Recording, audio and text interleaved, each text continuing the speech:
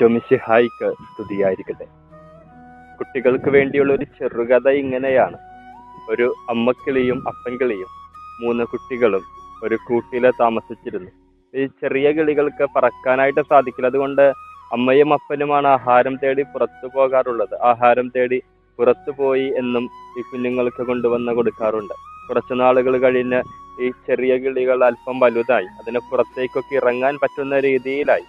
അപ്പോൾ ഈ അമ്മക്കിളി ഇവരെ ഒരു മുന്നറിയിപ്പ് കൊടുത്ത് ഇങ്ങനെ പറഞ്ഞു: ഒരിക്കലും കൂടിന് വെളിയിലേക്ക് തലയിടുകയോ പുറത്തിറങ്ങുകയോ ചെയ്യരുത്.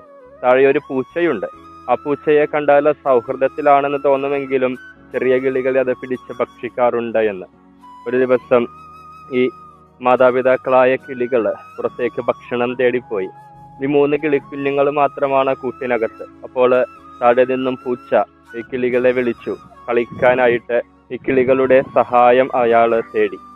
പൂച്ച പറഞ്ഞു: ഞാനിവിടെ ഒറ്റയ്ക്കാണ്, എനിക്ക് കളിക്കാൻ ആരുമില്ല. അകത്തിരുന്ന മുതിർന്ന 2 കിളികളും പറഞ്ഞു: ഞങ്ങൾ പുറത്തേക്ക് വരില്ല, കാരണം ഞങ്ങളുടെ മാതാപിതാക്കൾ പുറത്തേക്ക് വരരുതെന്നാണ് പറഞ്ഞിരിക്കുന്നത്. പക്ഷേ ചെറിയ കിളി താഴേക്ക് കൂട്ടിലൂടെ തലയിട്ട് നോക്കിയപ്പോൾ താഴെ മനോഹരമായിട്ട് നിൽക്കുന്ന നല്ല സുന്ദരനായ ഒരു പൂച്ചയെ കണ്ടു.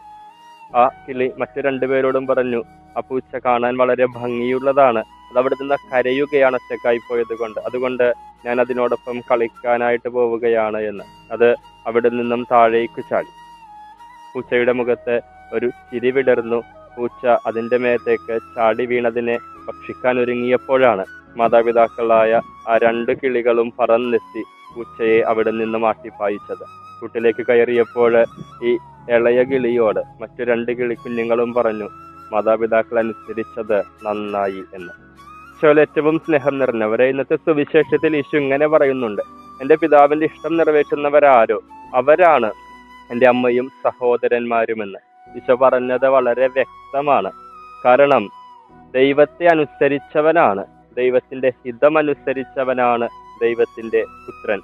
അത് ജീവിക്കാനാണെങ്കിലും മരിക്കാനാണെങ്കിലും എന്ന് അവൻ നമുക്ക് കാണിച്ചു തന്നിട്ടുമുണ്ട്. അതുകൊണ്ട് തന്നെ ക്രിസ്തുവിനോളം നമ്മൾ വളരുമ്പോഴാണ് ദൈവത്തിന്റെ പുത്രരും പുത്രിയുമാകാനുള്ള കൃപ നമുക്ക് ലഭിക്കുക.